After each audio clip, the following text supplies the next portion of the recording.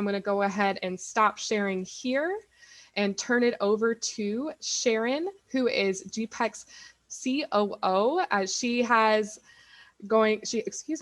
some welcome remarks she would like to provide for everyone. And she has spent more than a decade scaling and operating businesses throughout the United States. So Sharon, over to you. Good afternoon. As Bethany mentioned, I'm the Chief Operating Officer here at the Greater Phoenix Economic Council, also known as GPEC. GPEC is this market's economic development organization, and our mission is twofold: to attract and grow quality businesses and to advocate for the competitiveness of our Greater Phoenix region. This means we work with 22 municipalities, the County of Maricopa, and more than 170 firms and organizations, such as CPLC. We also serve as a strategic partner to companies around the world as they expand or relocate. So for those who are longtime friends of the organization, thank you. We accomplish our mission because of your support.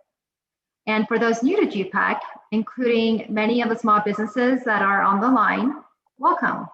We're so glad to have you today.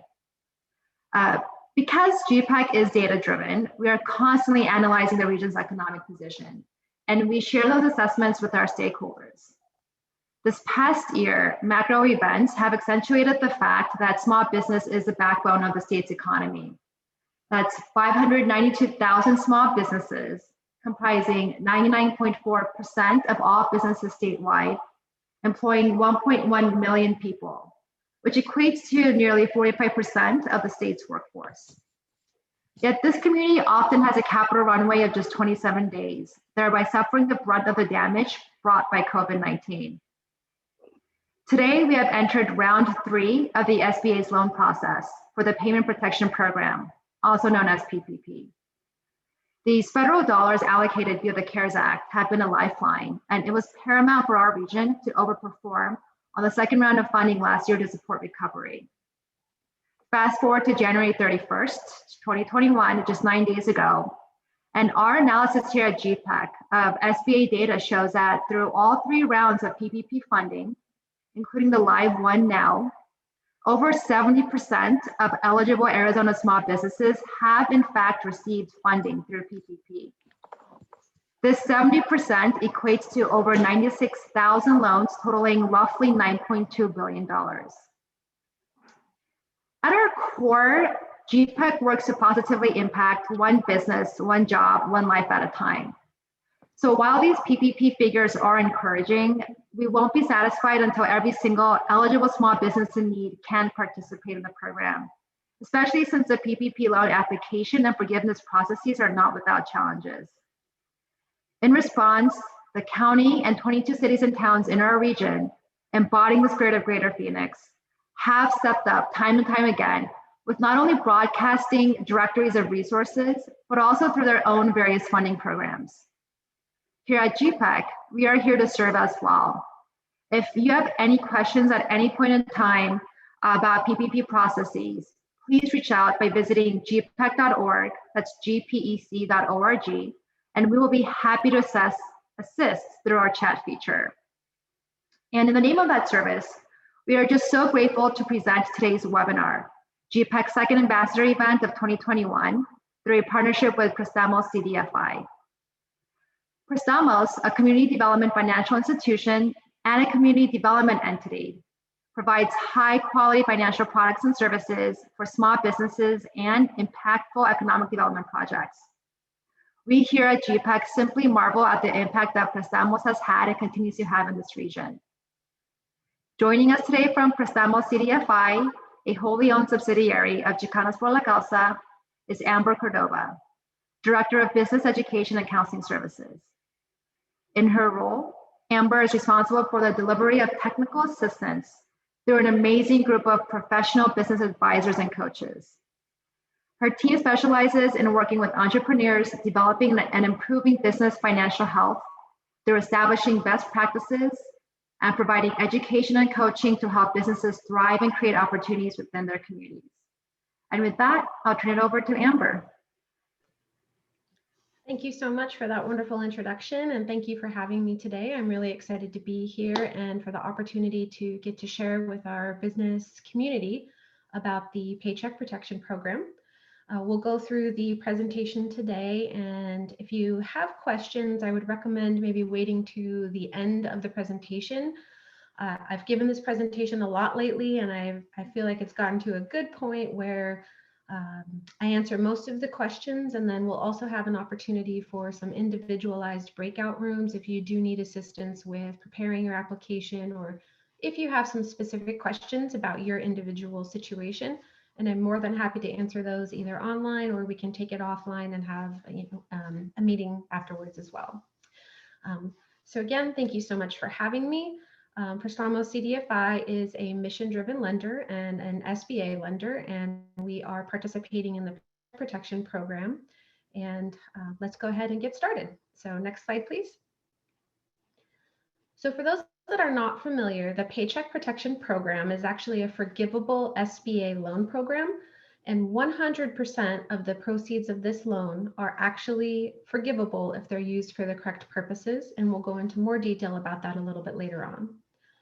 The purpose of this program is to help employers keep their employees on payroll and to keep self-employed individuals receiving owner compensation replacement, really just for business continuity and to keep people employed. For the portion that is not forgivable, if for some reason there is a non-forgivable portion, it's a 5-year term at a 1% interest rate. But again, it is 100% forgivable if the conditions are met. And I will tell you that we have had 100% of the loans that we put through for forgiveness receive 100% forgiveness. I know there was a lot of question about that in the beginning that people had. Is this too good to be true? Is this really going to be forgiven? And the answer is yes. If you're meeting the conditions, it is a completely forgivable loan. Next.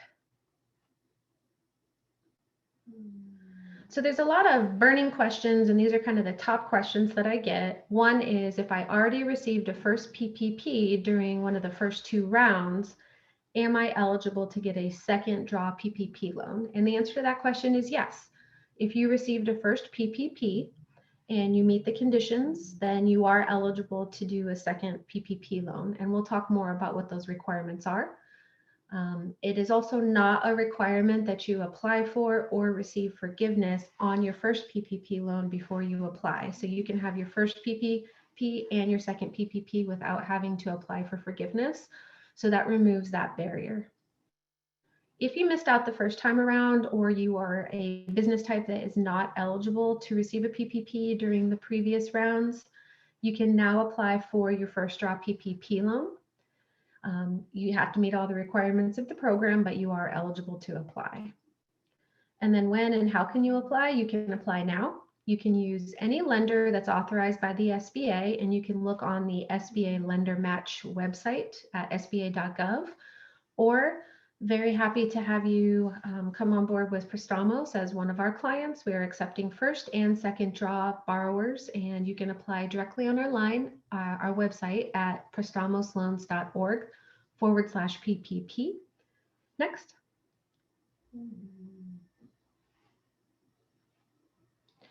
So let's talk about the actual rules and requirements. So the eligibility for the program is for-profit businesses, nonprofit 501c3s, and now this time around 501c6 organizations such as chambers or membership organizations. All employees that are the determination of eligibility, their wages are used as part of that determination, must reside in the United States. For the first draw, you must have 500 or less employees, and for the second draw, 300 or less. And when we talk about employees, we're talking about the full-time equivalency. So the equivalency of 300 40-hour-a-week employees or less for second draw, or 500 for the first draw. And then eligibility is based on W-2 wages that you pay, so W-2 wages that are paid to employees through payroll, or for businesses that have self-employment income, perhaps you file a Schedule C on your personal taxes, or you have self-employment income through a partnership. You are eligible to get owner compensation replacement as part of that self-employment income. Now, the eligible uses of funds are going to be several different items. First, the loan must be used at least 60% for W-2 wages, health insurance, other types of benefits, or state unemployment insurance. The other 40% you can use for other eligible expenses, and those are going to be rent, utilities, interest, PPE equipment, cloud computing. We'll go into some more details in what's included in that category. And then the terms that the PPP are based off of is 2.5 times the average monthly payroll for up to the first $100,000 in wages per employee. If you are a second draw borrower, you already received your first draw, and you are in food service or accommodations, and your standard industry code starts with a 7.2, you're actually eligible to take 3.5 times your average monthly payroll as opposed to your 2.5. But it's only for food and accommodations and second draw borrowers. And then this time around, you can use an 8 to 24 week period. So the minimum amount of time that you would use your PPP funds is over 8 weeks, and you have up to 24 weeks to use the funds. The first time around, it started at 8 weeks, and then with the Paycheck Protection Flexibility Act, it was extended to 24 weeks. So it was either 8 or 24. In this round of legislation, they changed it so you can use the funds over any 8 to 24 week, over an 8 to 24 week period. Next. In actually determining how much you are eligible for, we're going to look at two different things. We're going to look at the W-2 employees that you've paid, and we're going to look at any self-employment income that you might have. You don't have to have both. You can use either, or you can use them combined together.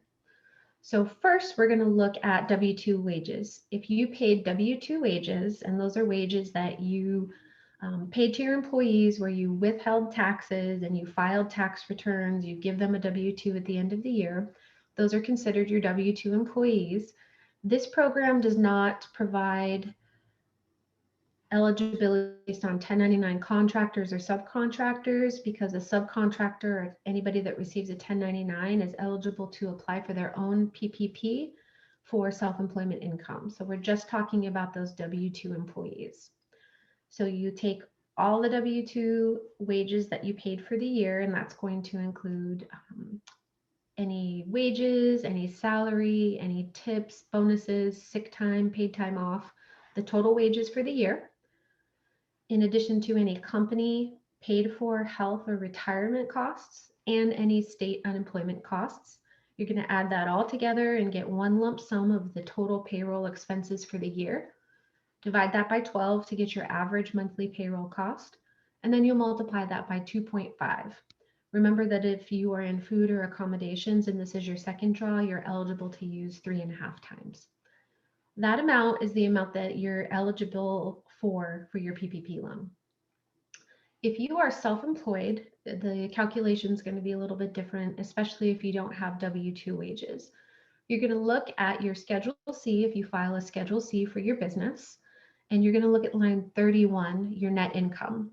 Line 31, net income, needs to be positive, and you're going to take that number, divide it by 12, and multiply it by 2.5. That's going to give you your eligible amount. So again, we're looking at line 31, the net income.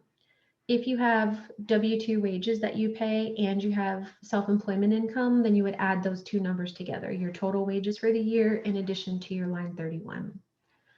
Now, if you have a 1065 partnership and you have multiple owners, you have self-employment income that's reported on the 1065 Schedule K1, and you're going to look at line 14A of your K1, and that amount there is going to give you the total amount of self-employment income that you have.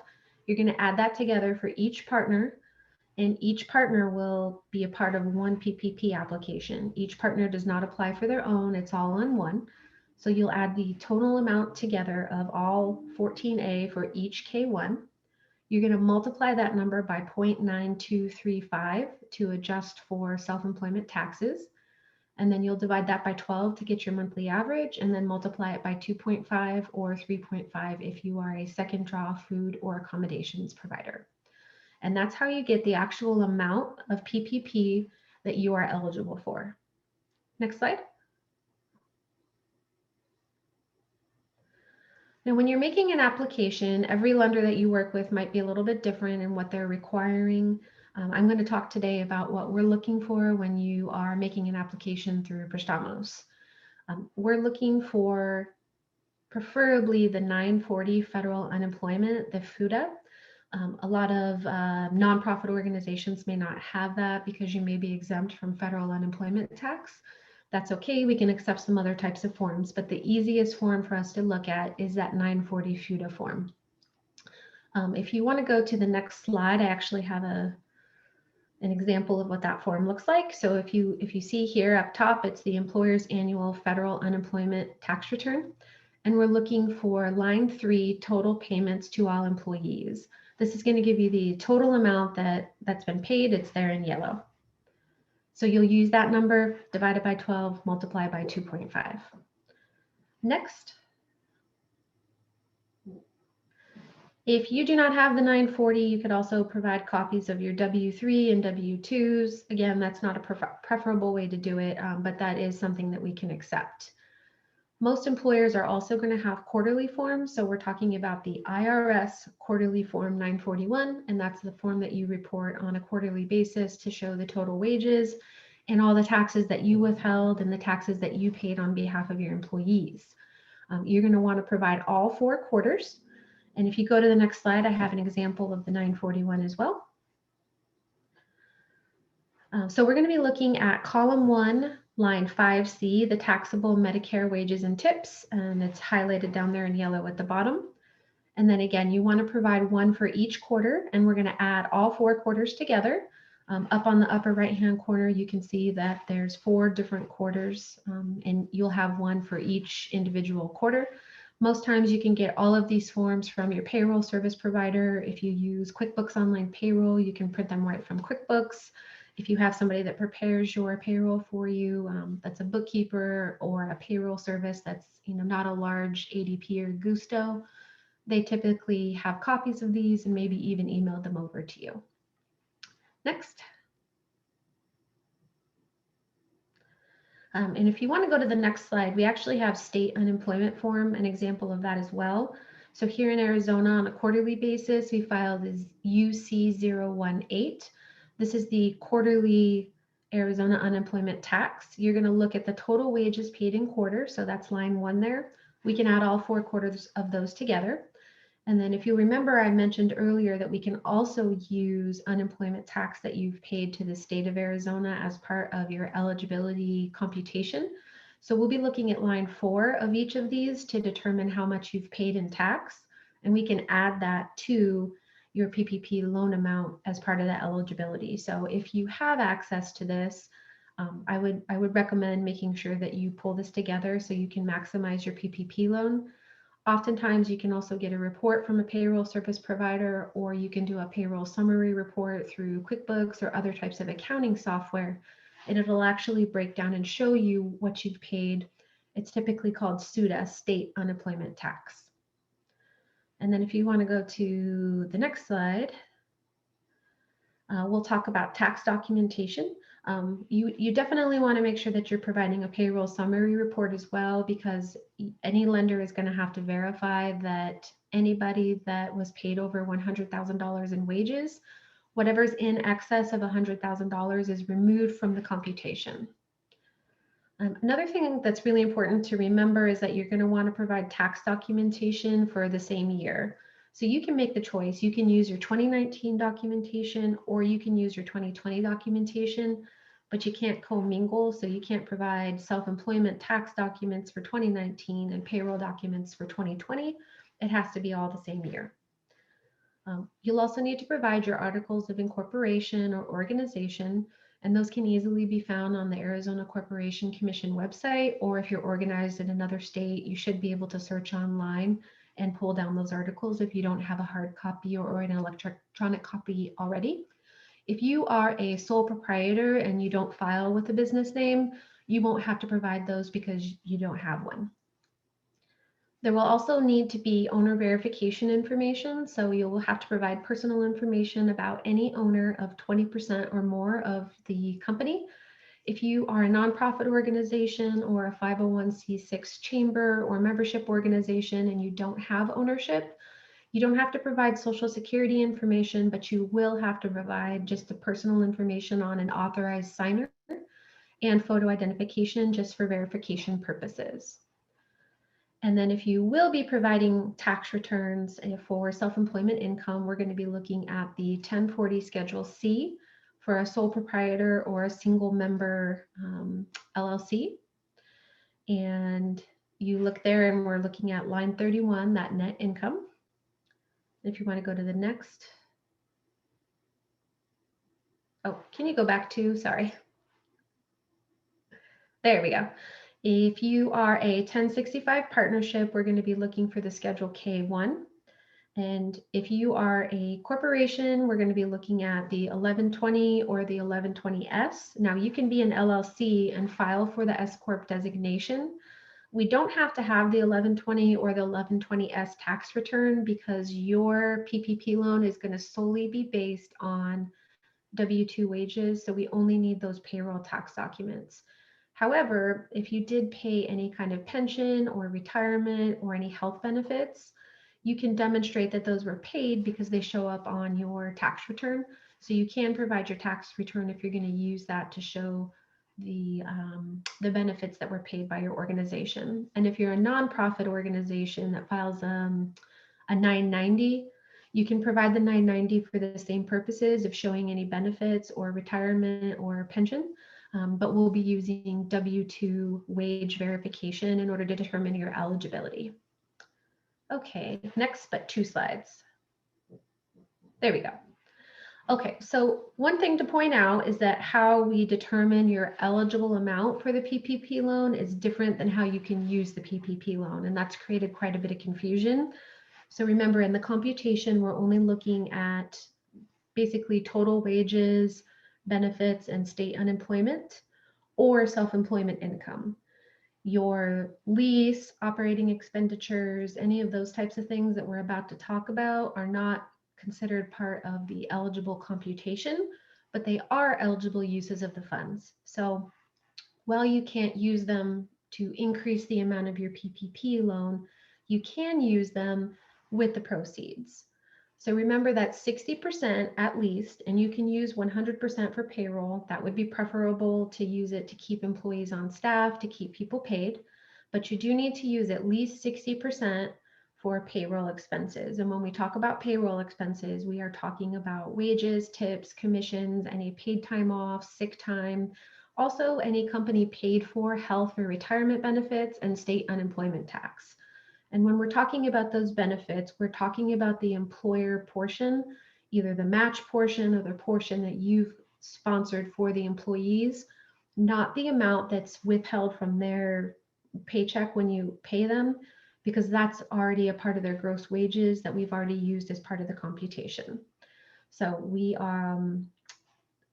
you can use 60%, or you need to use at least 60% for payroll. You can use up to 100%. And then the other 40% you can use for rent or lease or utilities.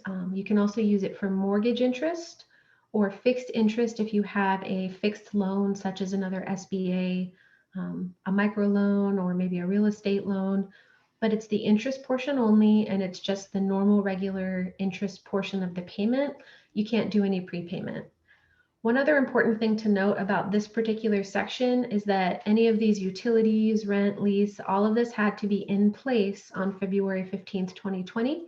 And the SBA may require you to provide some sort of documentation, such as a lease agreement or a utility services agreement or a bill that shows that these were in effect on February 15th, 2020. You can also use it for operating expenditures, such as software or accounting software, any kind of cloud computing, any monthly subscription fees for things like Zoom or Teams, or anything that you've had to put into play in order to pivot and adjust to the COVID-19 pandemic. So any of those monthly subscription fees or any payroll or accounting costs that are being incurred, you can use the proceeds of your PPP loan to pay for those. If you had any property damage during the public disturbances of 2020 that were not covered by insurance or some other purpose, you can also use funds to cover any repairs. And then finally, if you need to purchase any kind of worker protection, such as PPE equipment, masks, sanitizer, gloves, or if you need to make any modifications in your establishment, maybe you need to add a drive-through window, maybe you need to put in some dividers in between tables or some kind of sneeze guards up at a cashier station. These are all eligible uses of the funds, but do remember that these are not used as part of the calculation for determining your eligible PPP loan amount. They're just things that you can use your PPP funds for. Next. If you've already received a first draw and you're moving on to your second draw, you have to meet all of the same original eligibility requirements of the first draw. So your business must have been in operation on February 15th, 2020. And by operation, we mean you had some kind of income, some kind of expenses. Your business was actually operating. It didn't have to be operating at full capacity, but it did have to be in operation. For the second draw, remember that you can have no more than 300 FTE employees, and that FTE is going to be based on the 40-hour-a-week average. So if you have 2 people that work part-time, 20 hours a week, they only make 1 FTE. You will also have to demonstrate that you had a 25% reduction in your gross receipts in one quarter of 2020 compared to the same quarter of 2019. If your business was not in full operation in 2019, you can use the first quarter of 2020 and compare it to quarter 2, 3, and 4 of 2020. So again, we're looking at if for most of us here in Arizona, we were impacted or we were shut down in quarter 2 of 2020. So we might have seen a huge reduction in sales in quarter 2, 2020 as compared to quarter 2 of 2019.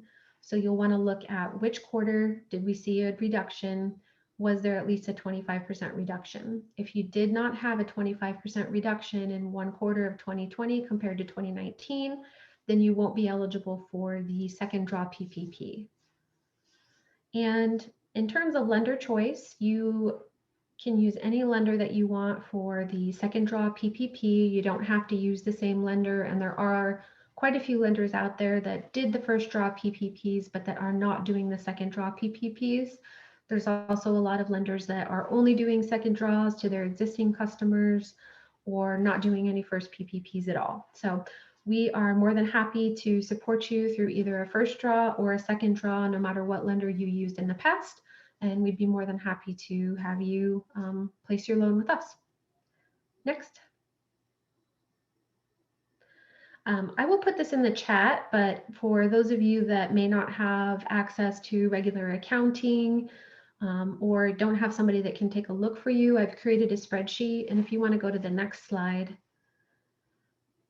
it actually shows, it's a really easy way just to automatically calculate. You just put in the total monthly gross receipts. And something of note, if you did receive a first draw PPP or any other kind of grant, maybe Arizona Community Foundation or some other type of grant that was related to COVID, you won't consider those as part of your gross receipts, just your normal operating income that came in. So that's what you're looking at.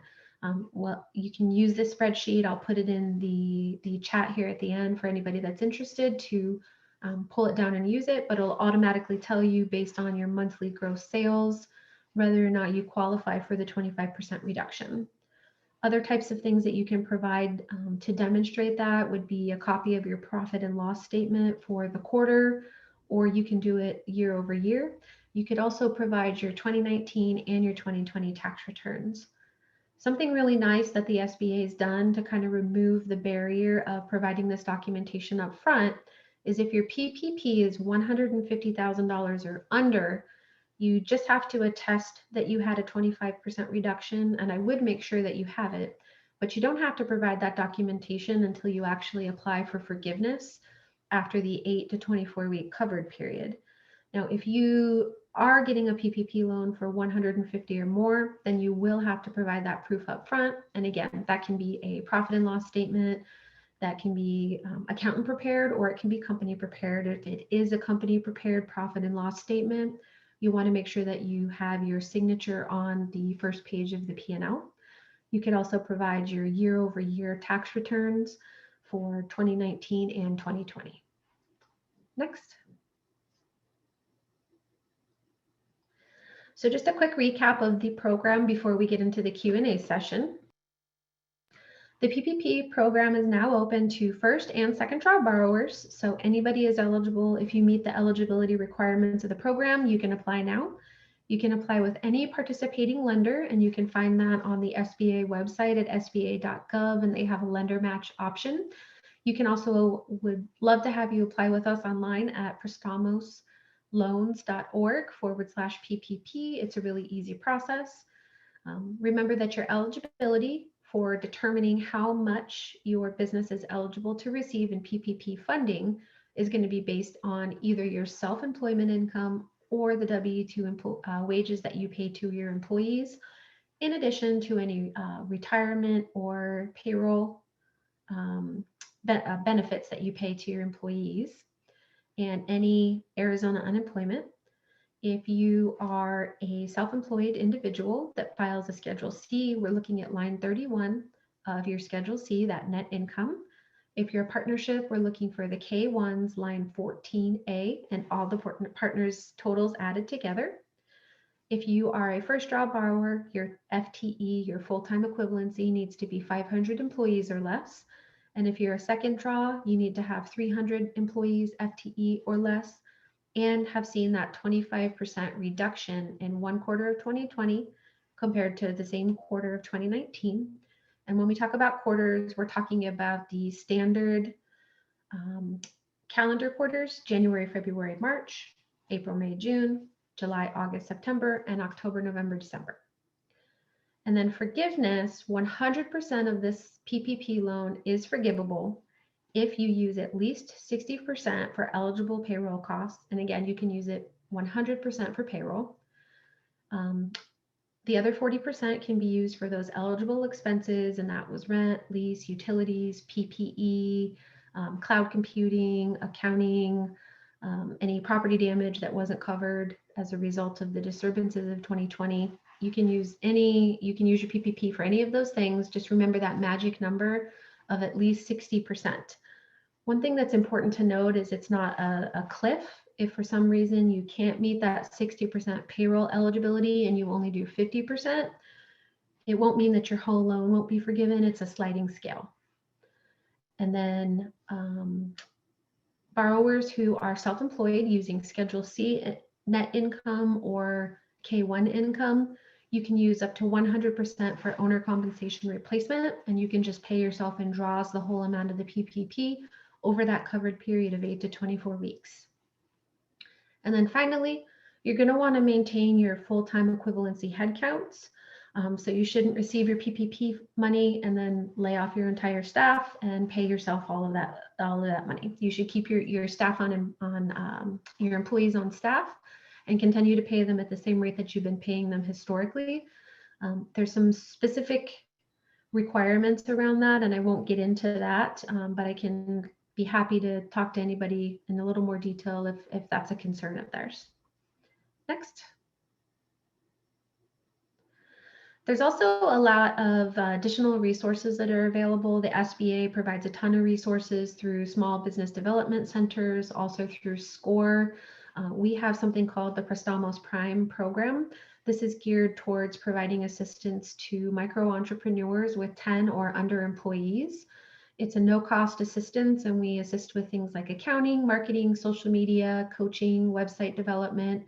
One really nice thing also is that we can help you prepare and package your PPP documents as well, if that's something that you need. We're also doing a variety of webinars, and we'll be doing a lot of webinars on applying for the PPP, and we'll also do them on forgiveness as well. We also do them on business planning, financials, and other types of things, and they're always free to the public, so you can take a look at our events page. And then also we were just awarded the SBA Women's Business Center, so we're in the process of ramping up to launch in the first quarter here of 2021. We'll be providing in-person and virtual business assistance that's no cost, and our actual location will be at the Buckeye Commerce Center at 11th Street in Buckeye. You can get on the interest list now if you're, you don't have to be a women-owned business, just the programming is geared towards supporting women. Next. Now, if you may not qualify for the PPP loan, or if you need more than your PPP loan, or you need funding for something else, we also do other types of lending. We have the mini, mid, and mega microloans that go up to $50,000. Those are also SBA products. We also do small business lending up to $1 million, and we have a lot of different programs that are available. You can check out the website for more information or reach out to me if you are looking for traditional debt lending. Next. And that is all for me in terms of the actual presentation, and I will be more than happy to answer any questions. It looks like there's some questions here in the chat, and I don't know if Bethany or if someone else wanted to take over that Q&A session. Yep. Hi, Amber. Thanks so much for this very informative presentation. I'm actually going to welcome back Sharon to help us moderate the Q&A portion of today's event. She will be calling off the names of some of those folks who asked questions. And to keep this as interactive as possible, we are going to ask those folks to unmute and verbally ask their questions so we can include you in today's dialogue. So with that, over to you, Sharon, for our first question. Awesome, thanks. The first question is from Sharla. She asks, do you have data on the breakdown by industry of those companies that receive the loans? So the short answer is yes. And as a refresher, nationally, March 27th of 2020 is when the $2 trillion CARES Act was signed into law with $349 billion for PPP. Applications opened and funds tapped out a few weeks later, April 16th. A few days later, April 24th, the following week is when a bill for an additional $480 billion in COVID-19 relief was signed into law, including $310 billion in PPP, with the loans opening up 3 days later. And then as of August 8th, 2020, that's when round 2 of PPP closed. And in total, over those 2 rounds, nationally, $521 billion were issued, but $130 billion were left unclaimed. So I think that's important to keep in mind as we're in PPP round 3 now. And so to answer Charlotte's question specifically for Arizona, for just the 2 rounds of funding as of August last year, we do have the breakdown, and we're happy to send you details via email. But for the audience here, the top industry is professional, scientific, and technical services. They're broken down by NAICS codes. And that's about 14% of all the companies in Arizona that received funding. And again, about 97% of businesses did report their industry code. So this is pretty reflective of that universe. The second most businesses is healthcare and social assistance. And that's almost 12% of the businesses that received PPP loans in Arizona, which helped retain about 132,000 jobs. The next is other services, except for public administration. So that's a sort of a catch-all. Then the fourth largest group is construction, with about 7,600 construction companies comprising almost 9% of companies receiving PPP loans in Arizona, which has helped retain about 100,000 jobs. So those are the top 4, and happy to send you detail. Great. Thanks, Sharon. I appreciate it. Awesome. The second question we have is for Amber. It's the tax consequence question, where, let's see, Emilio had asked, I may have missed this, but how do we reflect the amount forgiven on tax returns? Is that amount taxable? That's a really great question, and this was a really hot topic for debate. Prior to the most recent legislation that was signed on December 27th, there wasn't a lot of clarity, and these funds, now the PPP was never taxable and it should never be considered taxable income. However, previously, any expenditures that you used with the proceeds of the funds were not tax deductible. Now that has changed with this newest legislation. So you do not count the PPP as any kind of income, and you can use the expenses as expenses on your tax returns, and there should be no tax implications for you. So this is really just like a forgivable, it's a forgivable loan, but you can look at it as a grant. This is a balance sheet item, and I would recommend working with your accountant to figure out how to do the appropriate record keeping from an accounting standpoint. Typically, it's put in as a long-term liability, and then you would offset the forgiveness. Some accountants may want to include all of the expenditures as part of that on the balance sheet, but you will record your normal expenditures on your profit and loss like you typically would, because they are eligible for being used as a deduction. Did that answer your question, Emilio? I didn't know if you wanted to hop on and expand any more. Okay. We have another question for you, Amber. If you got PPP last year, how can we get forgiveness? So you would actually work with your existing lender. So whoever your first draw lender was, you have to work with them for forgiveness. Now there's a new one-page document that's a really easy and streamlined forgiveness process if your loan amount is $150,000 or less. If you have over $150,000, it's still a little bit easier than it was in the past. But what you'll do is you'll provide the payroll documentation that you used over that 8 or 24-week covered period. So you want to provide any of your quarterly tax documents or a payroll summary report. You can provide copies of pay stubs, copies of your bank statement with the withdrawals. Those are all types of forms that your lender might ask for. You're just going to have to work with your original lender to find out what their requirements are. And most of them are probably using an online system where you just put in the information online. It generates the application for you. You don't have to try to fill out the application yourself. On our website, we have a whole forgiveness page that kind of talks through the requirements. The requirements are kind of just the general requirements that all lenders have to adhere to. The actual physical application process is going to be the only thing that's a little bit different. But reach out to your lender, look on their webpage, see if they've got any information about it. One thing to remember is that whether you chose an 8 or 24-week covered period for your first draw PPP, when the end of your covered period hits, you have 10 months, 10 calendar months to apply for forgiveness. And then once you've applied for forgiveness, it goes into the queue. It's happening really quickly now. It was taking about 90 days for the SBA to issue forgiveness. Now it's taking about 2 weeks. But you'll work directly with your lender, and you have that 10-month period before you're required. And then once you apply, your loan is on hold until the SBA makes a determination on whether or not you're going to be forgiven. And then at that point, you would work with your lender to make payments if you had a portion that wasn't forgiven, or your lender should provide you a letter of satisfaction to show you that your loan has been paid in full by the SBA. Hopefully that answers that question. And Emilio, I think you were wanting to say something, but might have been muted.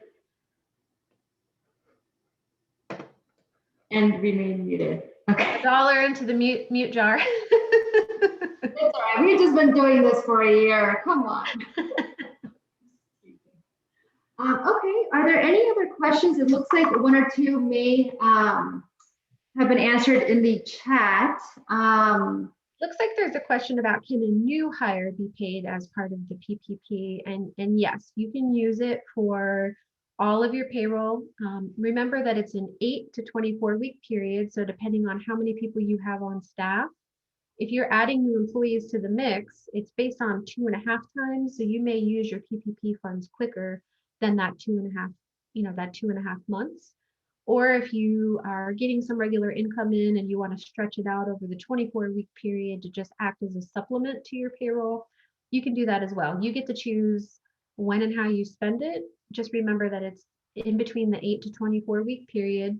As long as it's used for payroll, as long as you are not slashing your employees' pay, or you're not laying a bunch of people off and using the PPP just to pay yourself, or swapping them out with a bunch of family members. Really this program is about keeping things as they were, continuing to pay your existing employees or bringing on new staff. Creating new jobs and new opportunities is wonderful. You may also need to replace some of your employees because maybe they left because of COVID. I've seen a lot of people that became retirement age, and they took their retirement because they didn't want to be out in public. You might have somebody that had to go back home because they had to focus on childcare. There's a lot of reasons. You can also terminate for cause, and that won't in fact impact your forgiveness either. You don't have to keep people employed just because they were employed if they're not working out for legitimate reasons. So really just the whole program is based on being consistent and following through with the intent of the actual program. But yes, you can use it for new employees and payroll. Just make sure you use at least 60%.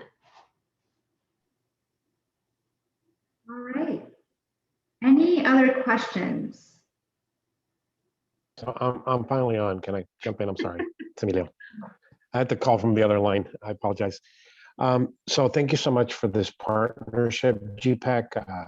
CPLC is very excited to be a part of this process of letting people know, and it's so important to work with you. And I'm so glad so many people are on. And Amber, you do such an unbelievable and amazing presentation all the time. I wonder if we can handle all these loans coming around. In fact, I think that a billion of that budget CPLC wants to lend. So you guys, bring it on. So I have a question on audits. So are we expecting? I mean, as we go through this process and we get the loan and everything, are we going to be expecting, or have you heard anything about audits and how these accounts are going to be audited either by the IRS or by the Small Business Administration? Or have you heard anything that might give us a notice on what's going to happen or what we can expect? Sure, that's actually a really great question. In terms of the IRS, I cannot speak to that because I have absolutely no idea what they plan to do. I have heard from some CPAs that there's been talk of the IRS increasing audits on small businesses. Traditionally, the small business audit rates are really, really small, but I don't have any data to back that up. It's just kind of an anecdotal from some CPAs. In terms of the SBA has indicated that they won't be doing audits on $2 million or under. Now, I don't know if that's something that will change in the future because legislation can always change. I will tell you that the fraud and people trying to commit fraud for this program is rampant. I probably deal with about 15% of the applications that are coming through with doctored tax returns or doctored bank statements, doctored payroll statements. And people have not been very crafty about it either. It's very blatant. And a lot of times people are applying at multiple different lenders to just try to get as much as they possibly can. The SBA this time around, the first drop PPPs, you submitted it to the SBA and we got an instantaneous response. It took about 15-20 seconds. This time around, the SBA is doing a ton of due diligence, and they are looking at whether or not your EIN matches, when your business was established. I had somebody come back today and they said that the building that they were operating in was vacant. Now, this didn't end up being true. There's some kind of glitch in the SBA system, but the SBA is really doing a lot of due diligence. If there's a criminal record that doesn't meet eligibility for the program, specifically if you have had a felony in the last 5 years that relates to any kind of financial crime, you're not eligible for the program, and it's something that will get caught by the SBA. So they put in a lot of additional measures to prevent anybody on the front end that is not eligible for this program from actually getting access to the funds. And because of that, it is causing a delay. It's at least an extra week of delay, which I know a lot of businesses are really anxious to get their funds, but there are delays as a result of this. And it's inconvenient, but I'm appreciative of it as a taxpayer, that my taxpayers aren't, my dollars aren't going towards fraudulent PPP applications. So, be patient with whatever lender you're working with, because there's a lot of stuff happening on the back end that's very different from the first time around. So hopefully that kind of brings the question all the way around. Thank you. Thank you so much, Sharon and Amber, for giving me the time to ask the question. Absolutely.